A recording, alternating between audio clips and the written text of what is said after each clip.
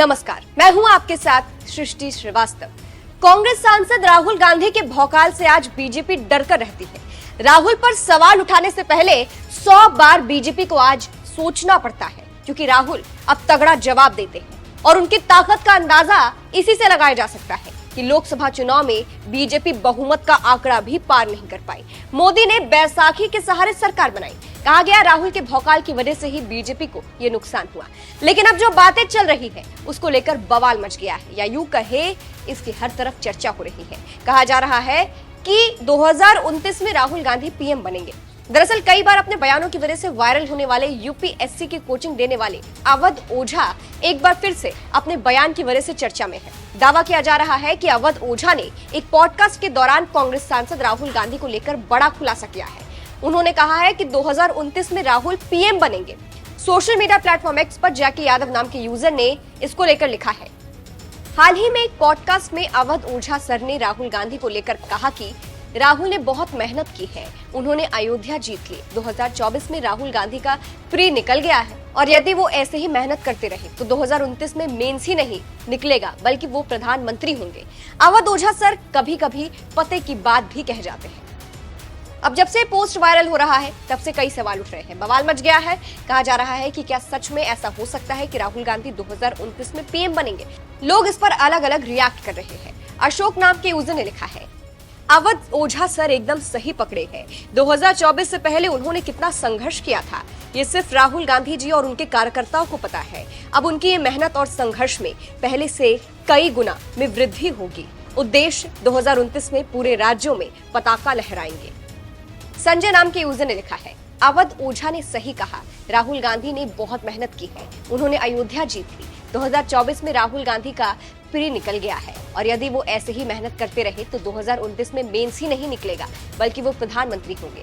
दिनेश नाम के यूजर ने लिखा है, बिल्कुल सही कह रहे हैं। अगर 2029 तक अखिलेश जी और राहुल जी की जोड़ी बरकरार रहती है तो जिस तरह से सामाजिक जागरूकता जनता में आई है, मैं कह सकता हूँ कि बीजेपी का सफाया होने से कोई ताकत नहीं रोक सकती। एक और यूजर ने लिखा, राहुल गांधी का प्री निकल चुका है, 29 में मेंस देंगे और फिर बनेंगे प्राइम मिनिस्टर। तो कुछ इस तरह से जनता अवध ओझा की बात पर सहमति दिखा रही है। यानी जब 5 साल बाद फिर चुनाव होंगे तो राहुल गांधी पीएम बनेंगे, ऐसा दावा किया जा रहा है और बीजेपी को सत्ता से हटाएंगे। बात राहुल गांधी की करें तो अभी भी राहुल गांधी अपना भौकाल दिखा रहे हैं और बीजेपी पर लगातार निशाना साध रहे हैं। फिलहाल राहुल गांधी का भी हाल फिलहाल का बयान सुनाते हैं कि वो कैसे बीजेपी पर निशाना साध रहे हैं। इस खबर पर आप क्या कहेंगे? क्या आपको लगता है 2029 में राहुल पीएम बनेंगे? कमेंट करके जरूर बताइएगा। नमस्कार।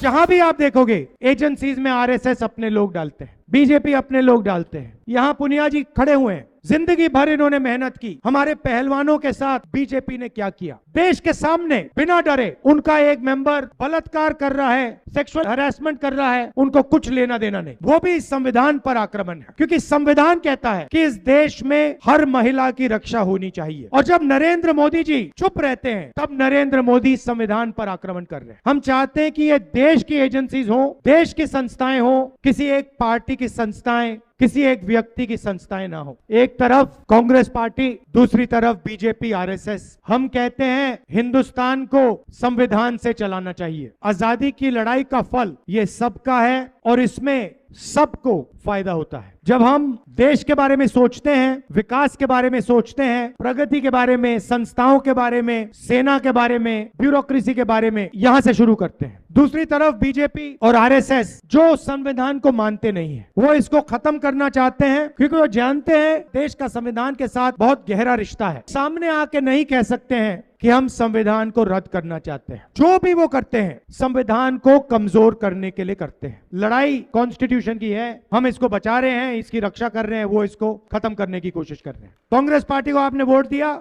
संविधान की आपने रक्षा की। बीजेपी को आपने वोट किया, उनको आक्रमण करने की मदद की।